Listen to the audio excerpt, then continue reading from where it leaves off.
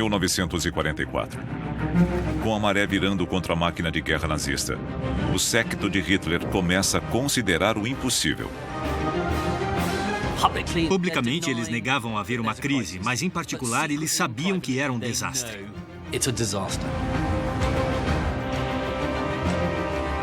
Goebbels e Bormann permanecem leais por hora.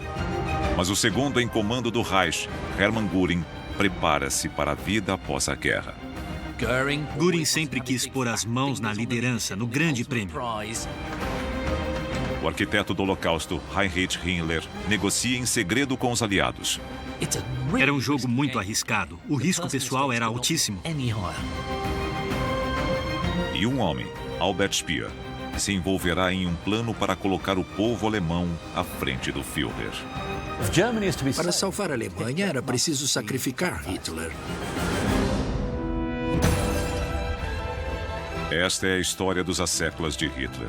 Os ciúmes, as disputas internas e a bajulação que criarão um monstro e alimentarão os maiores horrores do Terceiro Reich.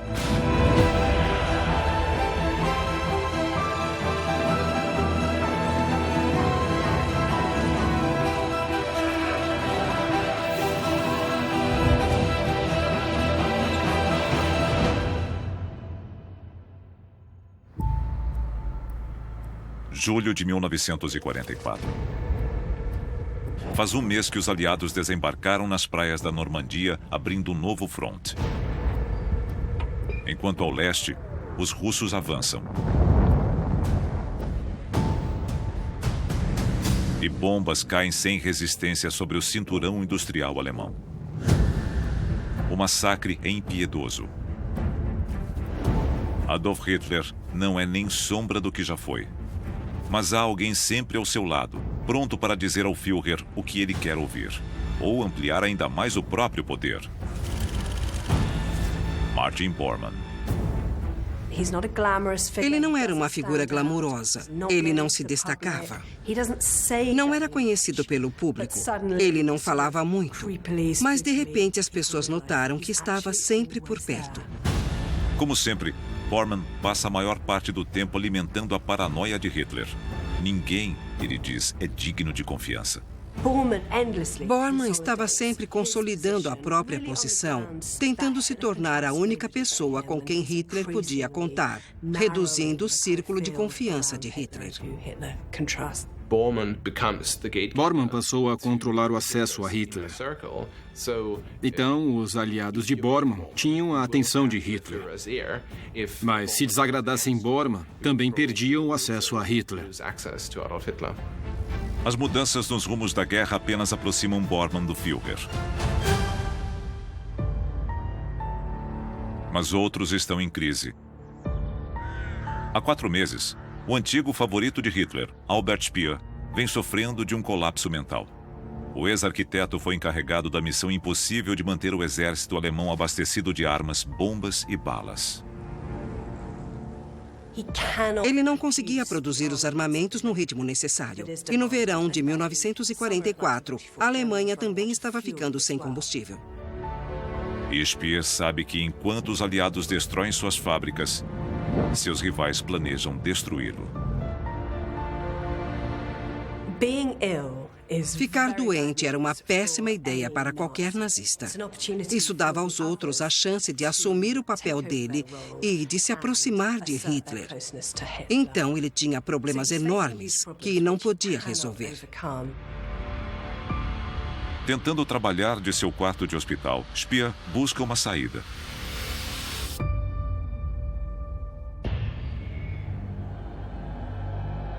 Enquanto isso, o segundo em comando de Hitler praticamente desistiu da guerra. Ele foi o responsável pelas maiores vitórias militares do Führer. Mas uma série de desastres deixam a reputação de Hermann Göring em frangalhos. Após perder a confiança de Hitler, ele se esconde da guerra em sua casa, viciado em morfina. Ele era uma figura importantíssima no Reich, ainda o sucessor, mas ao mesmo tempo um drogado inútil, morando em sua mansão. Mas com Hitler visivelmente desmoronando, Göring desperta. Ele acredita que poderá liderar a Alemanha quando chegar a hora. O maior medo de Göring é que Hitler conduza o país à aniquilação e que ele perca tudo.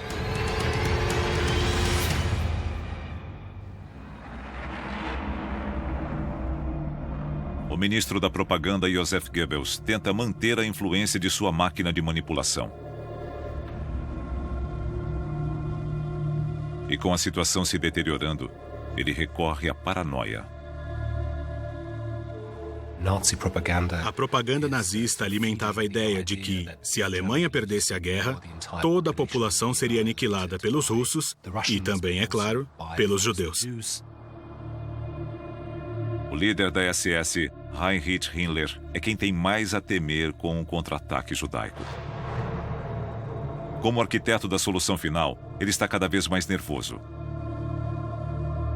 E começa a nutrir pensamentos desleais. Enquanto Göring se considera o sucessor natural de Hitler, Himmler tem outras ideias. Até alguém tão leal quanto Himmler conseguia imaginar uma vida após Hitler. Ele agiu pelas costas de Hitler, tentando fazer acordos e se posicionar como um líder nazista pós-Terceiro Reich. Enquanto a lealdade de parte da cúpula nazista é abalada, outros também estão descontentes, mesmo dentro do exército alemão. Os círculos militares conservadores estavam preocupados não só com as decisões estratégicas, mas também com os resultados. Desde o início havia tensões entre os nazistas e o exército alemão. O exército alemão nunca aceitou os nazistas totalmente. Com a devoção ao Führer erodindo, Hitler sabe que precisa tomar cuidado. Ele já sofreu 2 tentativas de assassinato e não pode mais correr riscos.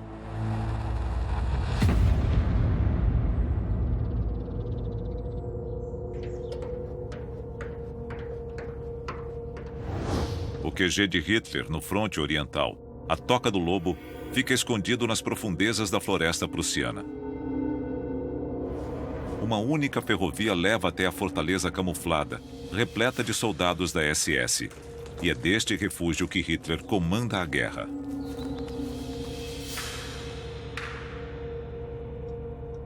Logo, ele receberá o ditador fascista da Itália, Benito Mussolini. Mas antes, ele faz sua reunião diária para tentar evitar o desastre militar que se anuncia ao seu redor. Mas se Hitler se sente seguro, está enganado.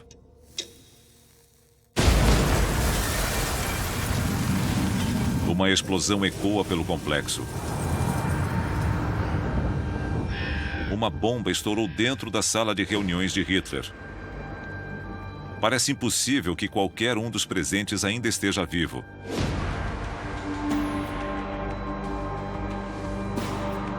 Mas, de alguma forma, Hitler sobrevive. Hitler se feriu levemente. Os tímpanos dele estouraram e ele sofreu alguns cortes e queimaduras. Mas saiu praticamente ileso. Quando a poeira baixa, começa a busca pelo traidor. O autor do atentado só pode estar entre eles. As únicas pessoas que tinham alguma chance de assassinar Hitler eram aquelas fisicamente próximas a ele. Assim que a bomba explodiu, começaram a apontar dedos. Por trás da fachada pública, o partido é consumido pela inveja, a cobiça e disputas pelo poder. Na cúpula nazista, ninguém está acima das suspeitas. Mais de 600 quilômetros a oeste, em Berlim, Joseph Goebbels recebe a notícia da Toca do Lobo. Ele está ansioso para demonstrar sua lealdade e alimentar suas ambições políticas. O atentado deu a Goebbels a chance de brilhar em Berlim, de mostrar a seu adorado Hitler que podia ser um líder político de alto nível, e não apenas o ministro da propaganda. Goebbels entrou em ação. Ressurgiu o espírito guerreiro que o tinha levado ao sucesso antes de 1933. O alvo de Goebbels é o elo mais fraco da cúpula nazista. Um homem que acaba de sair do hospital e sob cada vez mais pressão. O ministro dos armamentos, Albert Speer. Speer é uma adição tardia à órbita de Hitler. Mas o jovem prodígio aprende a explorar a paixão do Führer pela arquitetura. Hitler viu Speer como alguém que podia ser útil e sentiu uma ligação com ele. Talvez porque também gostaria de ter sido um arquiteto.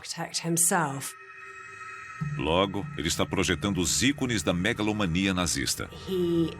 Ele teve muito sucesso e começou com o pé direito. A princípio, Goebbels admira Speer. Mas começa a ter ciúmes de toda a atenção que seu adorado Führer dispensa a ele. Os relacionamentos de Speer e Goebbels com Hitler tinham uma qualidade homoerótica. Hitler promove Speer a ministro dos armamentos, responsável por equipar o esforço de guerra alemão. Mas Goebbels suspeita que, diante de exigências impossíveis e um desespero cada vez maior, Speer tem um motivo para um atentado. E com um grande exército de trabalhadores escravos, Speer também tem os meios perfeitos para plantar uma bomba dentro da Toca do Lobo. Ele comandava a organização TOT, que fornecia trabalhadores estrangeiros a diversos locais. E havia muitos homens da Operação TOT na Toca do Lobo. E Goebbels desconfiava muito de Speer. Ele disse a Speer: venha me ver, eu quero ouvir tudo o que você sabe. Quando Speer chega ao Ministério da Propaganda, ele não sabe que está sob suspeita. Goebbels pretende interrogá-lo sobre os trabalhadores estrangeiros da organização TOT. Goebbels acusou Speer de permitir que aqueles homens circulassem pela base, contornando toda a segurança. Talvez Speer tivesse feito isso de propósito. Nesse caso, ele seria o traidor? Mas o interrogatório logo é interrompido. Speer e Goebbels olharam pela janela e viram soldados. Eles não sabiam se eram tropas leais a eles ou hostis. Então ficaram em uma espécie de limbo. Soldados do batalhão Großdeutschland, preparados para combate, cercam o prédio e se posicionam para fechar o portão de Brandemburgo. Fica claro que o atentado à vida de Hitler faz parte de uma conspiração maior, um golpe militar em grande escala.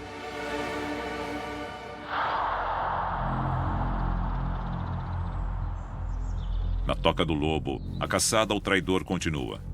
Então Bormann descobre que, logo antes da explosão, um coronel com uma mão amputada foi visto indo embora.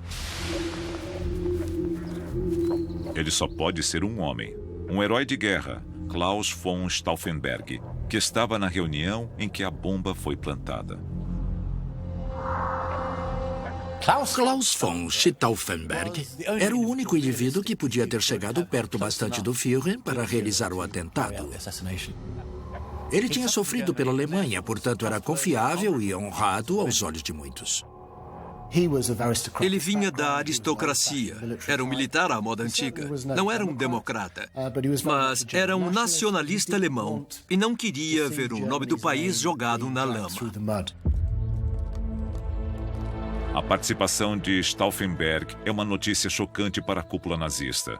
O exército alemão está por trás do plano. Foi uma revolta moral contra as atrocidades nazistas da parte do exército alemão. Muitos deles sabiam das execuções em massa de judeus no fronte oriental. Este não é como os outros atentados à vida de Hitler. Desta vez, a ameaça é interna. Era a maior das traições para Hitler. Mas Hitler sobrevive e está com sede de vingança. Stauffenberg, apostando na morte do Führer, parte para Berlim e ordena o levante militar, codinome Operação Valquíria. Era um plano oficial. A reserva do exército assumiria o poder caso Hitler morresse. Tem início a conspiração para derrubar os nazistas. Se ela der certo, o exército estará no comando da Alemanha. O plano dos golpistas era usar a Operação Valkyria oficial, que previa o isolamento de Berlim e de outras cidades importantes. Mas há uma falha fatal no plano. Eles não cortaram a comunicação de Goebbels com a Toca do Lobo. Portanto, Goebbels era capaz de fazer planos. Quando a escala do plano se torna clara, a cúpula nazista é tomada pelo caos. Todos são suspeitos. Eles queriam saber até onde ia aquele plano. Eram só os generais? Eram só os aristocratas prussianos? Ou eram alguns nazistas também? Heinrich Himmler é incumbido de ir a Berlim imediatamente e assumir o controle da situação. Um dos maiores beneficiários do atentado foi Heinrich Himmler. Aumentou a importância da segurança e da coleta de inteligência, e tudo isso era da alçada da SS. Ele pôde perseguir os inimigos do Reich, que já vinha investigando.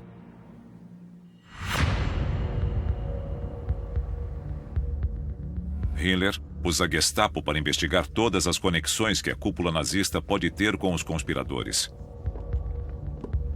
Seu principal suspeito é um homem conhecido por seus contatos com os aristocratas e empresários alemães.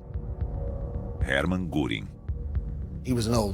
Ele era um herói da Primeira Guerra Mundial. Tinha muitas medalhas. Tinha um estilo de vida muito luxuoso. Então era um alvo fácil para os membros mais radicais no topo da hierarquia nazista.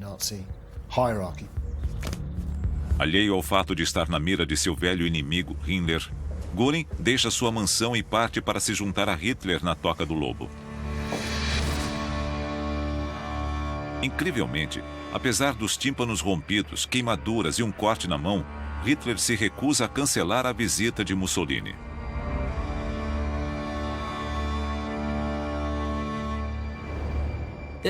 Houve um chá da tarde extraordinário na Toca do Lobo.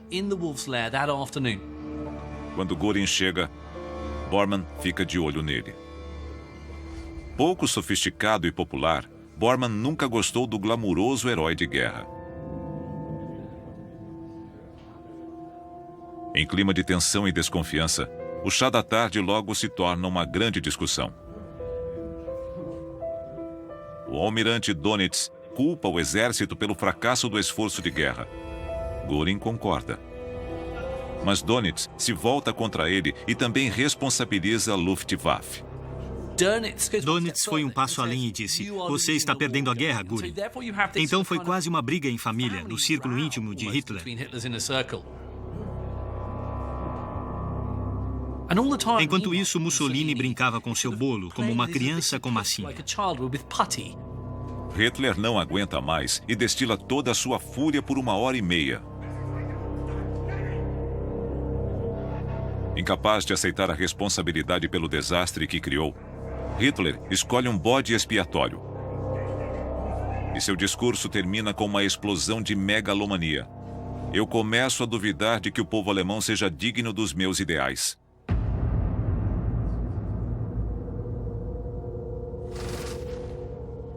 Logo depois, Hitler, cada vez mais avesso às câmeras, é filmado ao lado de Bormann e Göring enquanto se despede de Mussolini. Será o último encontro entre os dois ditadores. E quando o trem se afasta, o atentado à bomba volta à pauta.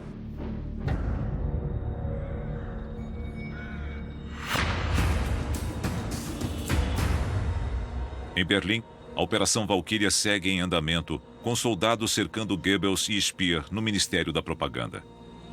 O encarregado do exército substituto é o Major Otto Remmer. Acreditando que Hitler está morto, Remmer não sabe que está contribuindo para um golpe. Mas os conspiradores não cortaram a linha telefônica de Goebbels. Ele ligou para Hemer e o convenceu imediatamente, dizendo: pare imediatamente, Hitler está vivo. O Major Hemer obedece. Mas o golpe segue em curso. Himmler emite ordens cancelando a mobilização da Operação Valkyria. Mas não é o bastante. Havia muito pânico, é claro, em Berlim e no partido. Muita gente sabia do atentado e torcia para ele estar morto. O ministro da propaganda, Goebbels, entende o que precisa ser feito. O fato de Hitler ter sobrevivido será o fim da Operação Valkyria. Hitler precisa quebrar seu silêncio de um ano e dizer ao povo alemão que está vivo. A única coisa que os nazistas podiam fazer era se comunicar. Eles precisavam convencer o povo alemão de que estava tudo bem. Aquilo não era nada demais. Mas a transmissão sofre dificuldades técnicas e os boatos sobre a morte de Hitler se espalham rapidamente. Se ele não se manifestar, a Operação Valkyria pode ser irreversível. Finalmente, logo após a meia-noite, eles estão prontos. A voz surgiu no rádio e, sem dúvida, era Hitler.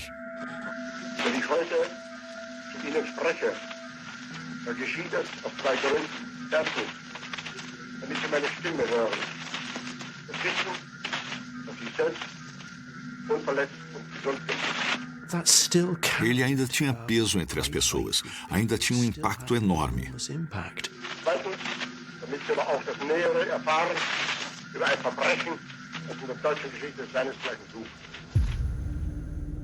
O golpe fracassa. Os conspiradores sabiam que tinham falhado. E o povo alemão sentiu que foi salvo. Se Hitler estava vivo, talvez ainda pudessem vencer a guerra. Os conspiradores logo são detidos. Stauffenberg e seus homens são executados. Quando os tiros param de ecoar, Bormann divulga a mensagem. Tentativa de golpe por generais irresponsáveis esmagada com violência. Todos os líderes mortos.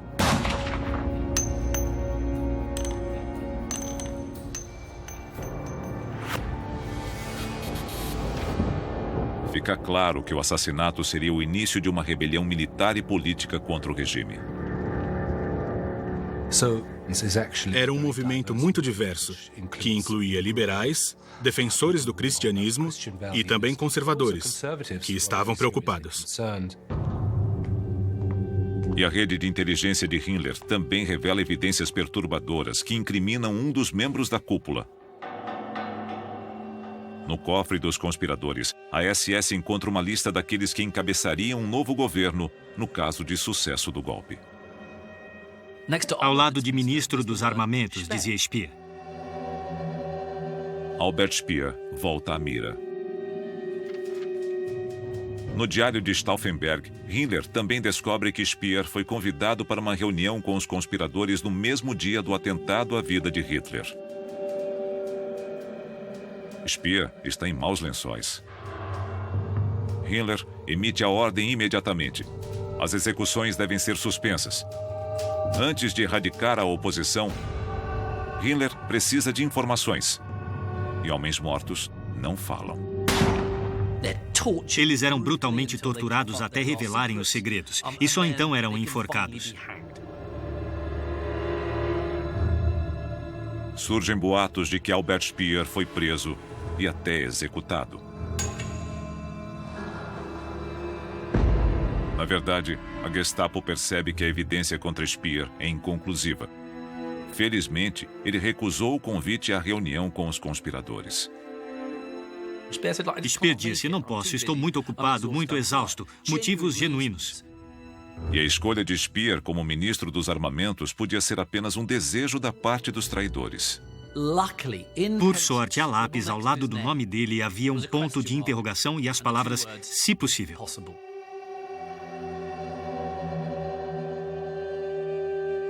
Foi um momento difícil para Speer. Mas ele sobreviveu.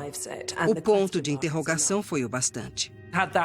Não fosse o ponto de interrogação e o se possível, os nazistas teriam presumido que ele já tinha aceitado fazer parte de um governo futuro sem Hitler. E ele seria cúmplice no golpe e teria sido enforcado.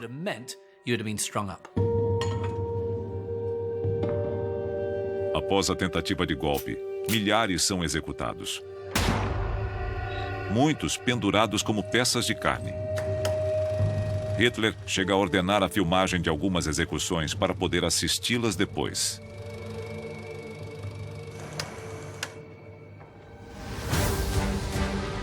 Apesar dos sinais de que o regime está desmoronando, alguns membros da cúpula ainda acham que podem tirar proveito do caos.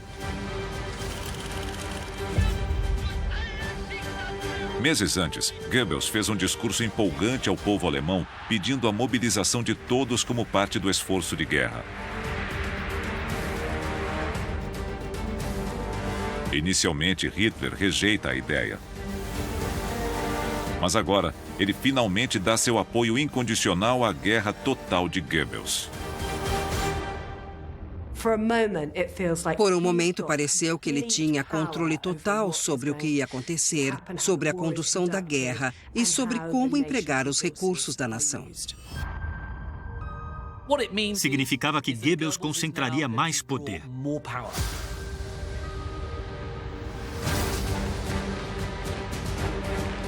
Goebbels tenta recrutar 1.200.000 homens do setor civil para a linha de frente. Nenhum esforço será poupado. Mas Goebbels não é o único membro da cúpula a subir de posição. Como criador da solução final, Himmler baseou toda a sua carreira na perseguição a civis, mas sempre sonhou com a conquista militar.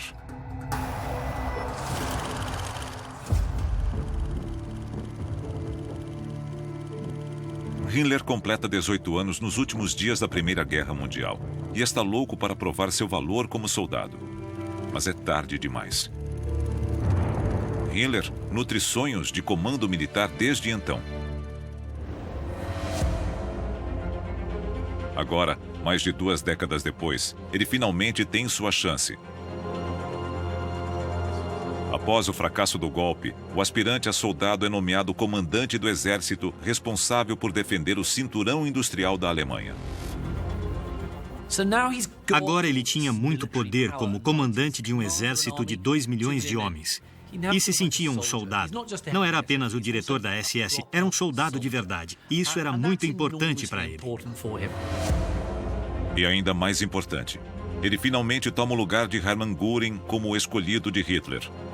Mas alguns acreditam que a promoção dos sonhos de Himmler seja um plano para sabotá-lo, criado pelo homem mais perigoso da cúpula nazista.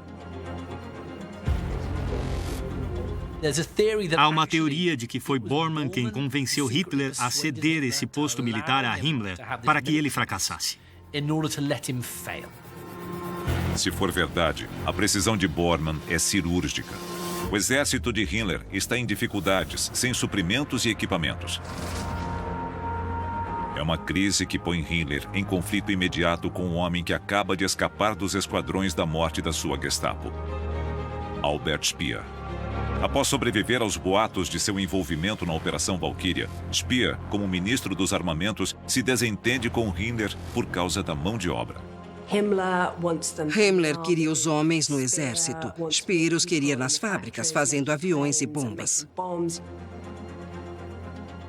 Sempre houve tensão entre os membros-chave.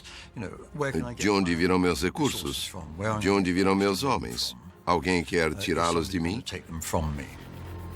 Speer, Goebbels, Himmler, Göring, todos tinham ordens de fazer o impossível. Nas reuniões, todos lutavam pelo poder sobre os centros de produção. E era cada vez mais fútil, porque eles sabiam que era tudo em vão. Eram carecas brigando por um pente. No fim, é Himmler quem tem o apoio de Hitler. Era uma questão de quem tinha mais poder, e naquela altura era Himmler. E a capacidade de Himmler como comandante militar logo é testada.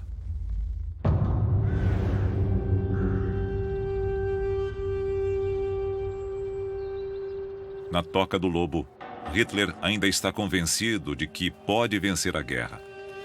Após o atentado, ele tem abusado das drogas. E suas táticas militares são cada vez mais irracionais. Agora Hitler bola um último plano para arrancar a vitória das garras da derrota. Ele planeja avançar pela região das Ardenas, dividindo as forças aliadas em duas até alcançar a Antuérpia. É o que os americanos chamarão de Batalha do Bulge. Eles iam abrir caminho até a Antuérpia, cercar os exércitos aliados, fazer centenas de milhares de prisioneiros e salvar o Reich. A ofensiva das Ardenas era a última cartada para os alemães. O plano era atacar a oeste usando as mesmas técnicas e, com frequência, o mesmo terreno que tinham usado com sucesso em 1940. Na época, é o poder de fogo da aeronáutica que possibilita a Blitzkrieg. Mas a ofensiva das Ardenas não terá o mesmo apoio. Göring estava muito enfraquecido, mas ainda era o encarregado da Força Aérea. Ele vivia drogado, fantasiando sobre o poderio da Luftwaffe, que era superada com cada vez mais frequência pelos americanos e britânicos. A pressão é total. Para vencer, os nazistas precisarão de 200 mil homens e uma quantidade enorme de tanques, equipamento de artilharia e munição. Estrategicamente, seria um golpe de mestre. O problema é que os alemães não tinham combustível, nem homens, e muito menos equipamento militar para executá-lo.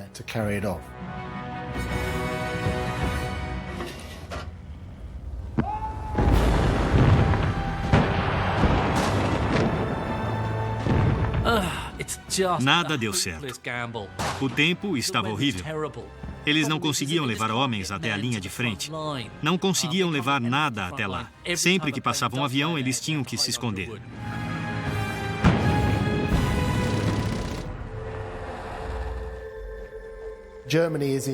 A Alemanha não tinha condições de realizar ofensivas em grande escala no inverno rigoroso de 1944 e 45.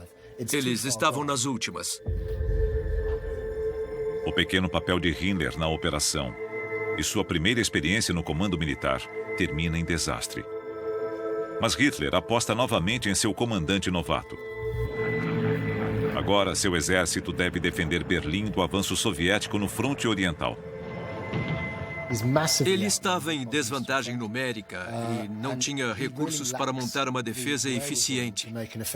Alguns comandantes alemães eram geniais em táticas de defesa improvisadas e outros eram implacáveis. Himmler não era nenhuma das duas coisas. Se Bormann realmente queria acabar com Himmler, Himmler percebe tarde demais que caiu em uma armadilha. Himmler estava lidando com derrotas e fracassos por todos os lados. Himmler, o aspirante a soldado, falha miseravelmente. E Hitler o acusa de desobediência flagrante. Esse fracasso, sem dúvida, abalou a autoestima de Himmler. Ele tinha transformado a SS de uma organização pequena nos anos 20 em um Estado dentro do Estado. Ele comandava a Alemanha nazista. Ele tinha alcançado o objetivo de ser o número 2 incontestável, depois de Hitler.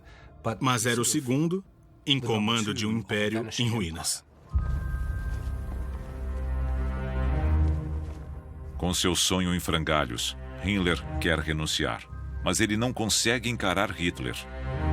Ele não tinha coragem de admitir para Hitler porque queria muito aquele cargo. Então ele pediu que alguém falasse com Hitler e conseguiu se afastar. Himmler se interna em um sanatório 100 quilômetros ao norte de Berlim para tratar seu estresse e dores estomacais. Ele inventou aqueles sintomas. Ele alegou estar sofrendo de estresse após o fracasso nas Ardenas. Mas acho que, na verdade, era uma jogada mais complexa e diabólica. Com o esforço de guerra alemão à beira do colapso e Bormann em seu encalço, Himmler decide que sua única esperança de sobrevivência é uma ousada reinvenção.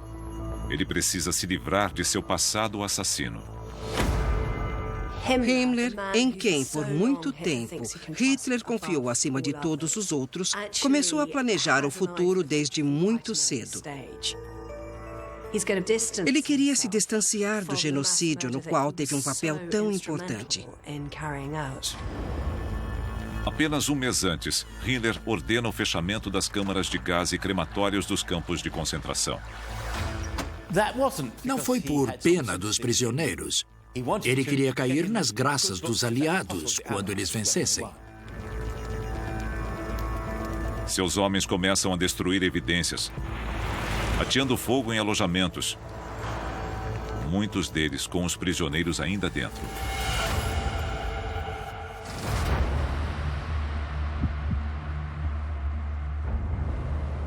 Enquanto isso, Martin Bormann acompanha o Führer de volta a Berlim. Eles ficam horrorizados com a destruição da cidade.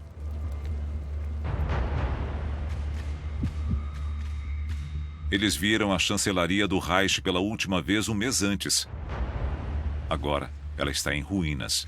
Todas as janelas quebradas. Apenas o térreo e o porão continuam habitáveis. O escritório e a residência de Hitler são transferidos para o recém-concluído Führer Bunker, nas profundezas do jardim da chancelaria, projetado pelo homem em quem Hitler ainda confia acima de qualquer outro, Albert Speer.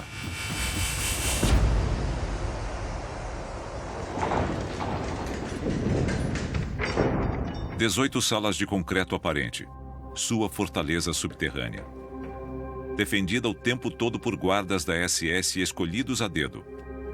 Mas o Führer, que eles protegem, é um homem derrotado." No começo de 1945, Hitler estava um caco. Ele dependia cada vez mais de drogas estranhas e maravilhosas. A saúde de Hitler está em frangalhos. Ele tem um tremor na mão esquerda após o atentado da Operação Valkyria.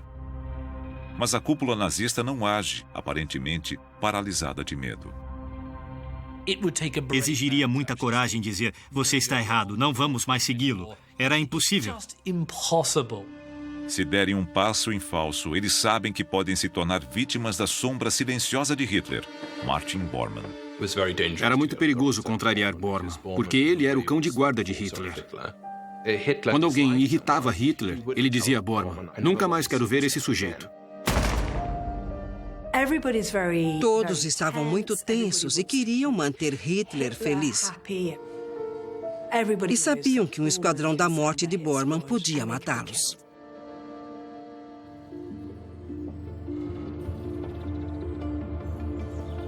Mas enquanto se recupera no sanatório, Himmler decide arriscar tudo.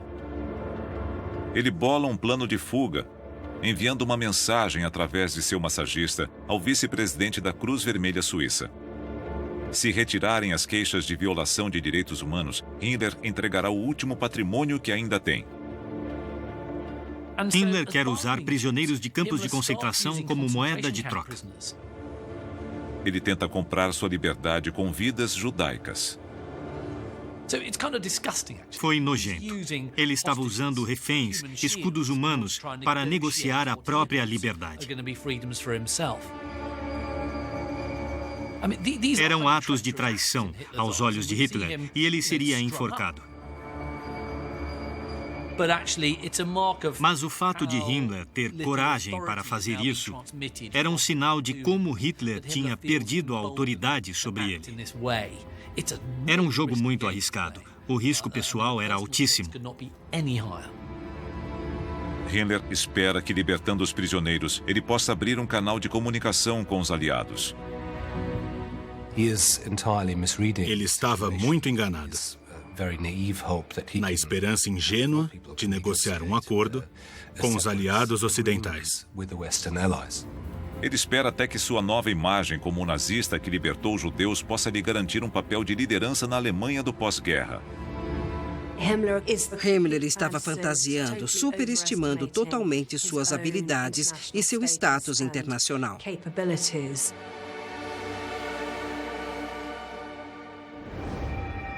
Longe da segurança do sanatório, qualquer esperança de Himmler se esvai quando os verdadeiros horrores das atrocidades nazistas são revelados. Um único batedor soviético entra em parte do vasto complexo de Auschwitz-Birkenau. Ele se depara com um pesadelo. Um campo de concentração e extermínio recém-abandonado. O que restou do extermínio patrocinado pelo Estado de mais de 6 milhões de judeus. Lá, ele encontra 600 homens e mulheres doentes e à beira da morte. E montanhas de roupas e sapatos. Evidências dos maiores crimes de guerra que o mundo já viu. Mas o cerco ao Terceiro Reich está se fechando.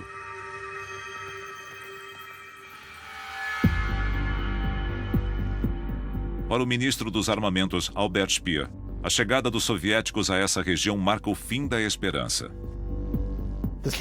O golpe fatal para Speer é a perda do norte da Silésia com sua indústria pesada em minas de carvão. Ele escreve um relatório a Hitler sobre a situação da produção de armamentos. A Silésia fornecia 60% do carvão da Alemanha. Agora, só há 2 semanas de estoque para abastecer fábricas, ferrovias e usinas de energia.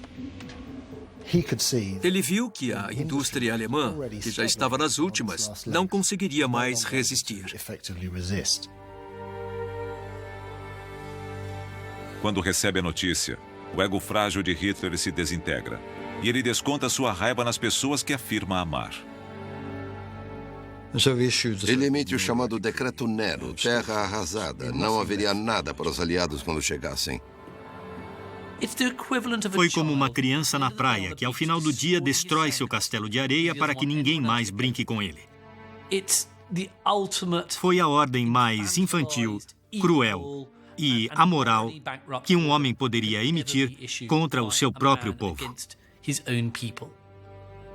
Speer recebe as ordens do Decreto Nero do Führer. Hitler declara que o povo alemão falhou na guerra e não merece a infraestrutura para sobreviver. É a gota d'água para Speer. O fato de Hitler ter emitido a ordem da terra arrasada a Albert Speer é muito irônico. Os 2 homens se consideravam arquitetos, empreiteiros, construtores. Mas Hitler disse, quero que seja tudo destruído. Quero que todas as fábricas, locomotivas, pontes, estradas e ferrovias sejam destruídas.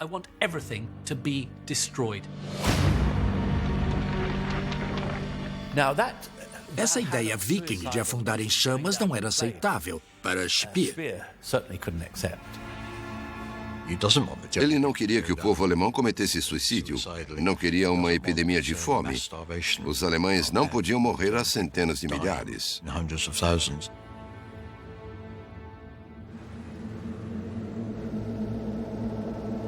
Speer é convocado ao bunker para ouvir pessoalmente as ordens do Führer.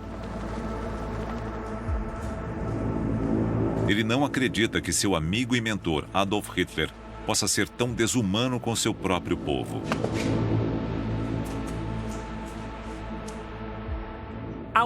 Speer estava cada vez mais decepcionado com seu amigo Hitler. Ele disse, se Hitler já teve um amigo, fui eu. Então não era apenas uma questão de patriotismo, era uma traição pessoal.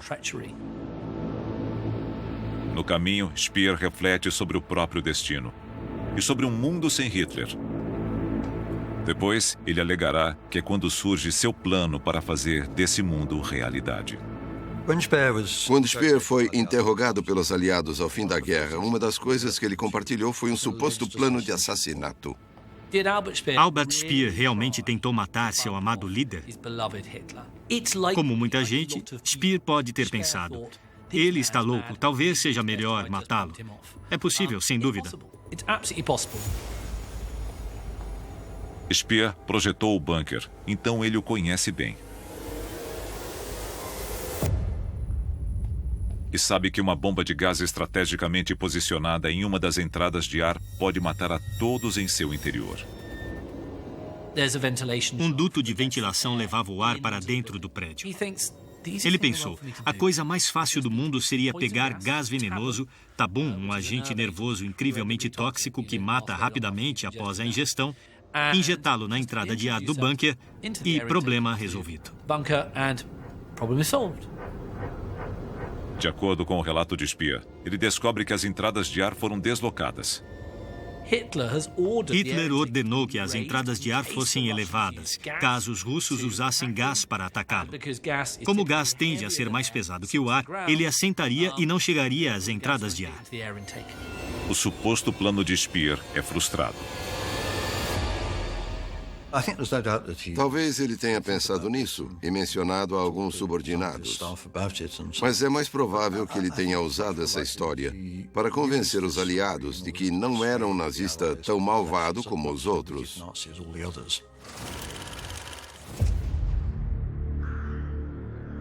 É o 12º aniversário da nomeação de Goebbels ao Ministério da Propaganda. Como que para marcar a ocasião, uma enorme armada de bombardeiros corta os céus. Mas são aviões aliados e não alemães. É apenas um das centenas de ataques aéreos naquele mês que despejam 2.000 toneladas de bombas sobre a cidade de Berlim. E nenhum dos caças da Luftwaffe de Göring tenta impedi-los.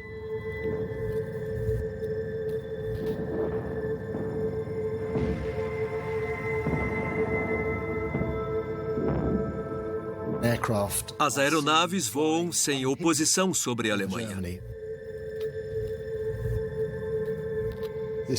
Era um mau agouro para o futuro. Se elas podiam cruzar o território livremente, era um péssimo sinal. E um desses ataques destrói o já danificado prédio do Ministério de Goebbels. Para a cúpula nazista está claro, o jogo está acabando.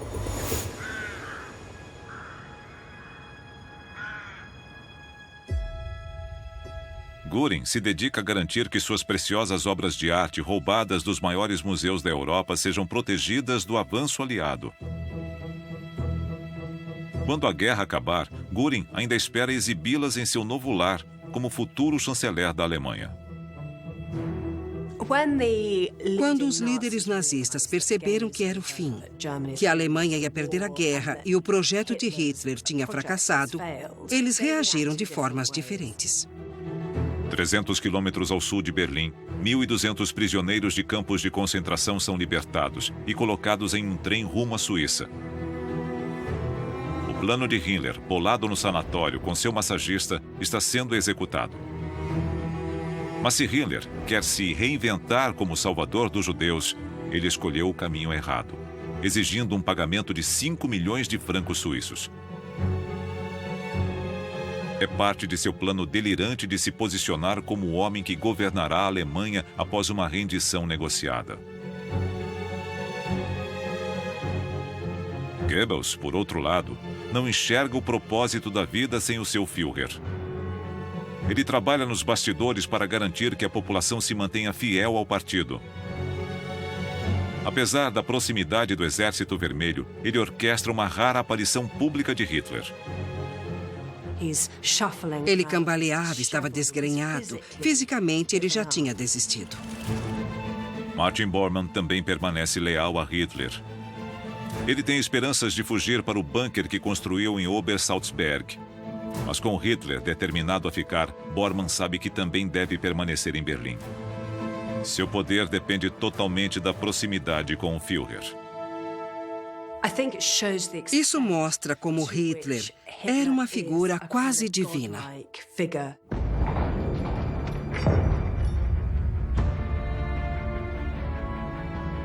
Um pequeno grupo de nazistas dedicados se junta a Hitler na fortaleza subterrânea.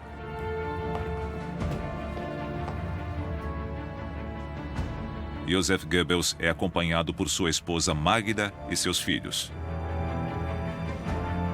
Magda Goebbels era uma seguidora fiel de Hitler.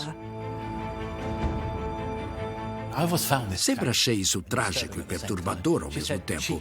Ela disse que não podia viver em um mundo sem o nacionalsocialismo. É um dos comentários mais fortes de alguém próximo à liderança sobre como o regime nazista sequestrou a racionalidade e a normalidade. Ambos tomaram a decisão de ficar com ele no bunker. E sabiam que isso significava a morte. Finalmente, a sempre leal Eva Braun, antiga amante de Hitler. Ela era uma figura discreta e distante. E, especialmente no bunker, uma figura glamurosa. Ela continuava sorrindo, sempre elegante, representando algo bom e positivo para as pessoas desesperadas que estavam lá. Mas os dias do Reich de 1000 anos estão contados. Após mais de 2 décadas de camaradagem, traições e violência, aqueles na superfície conspiram para abandonar o barco do nazismo, acreditando que, para aqueles no bunker, o dia do julgamento está chegando. Seria uma morte gloriosa. Eles morreriam pela causa, não cederiam. Apenas 2 membros do círculo íntimo de Hitler sobreviverão aos próximos dias.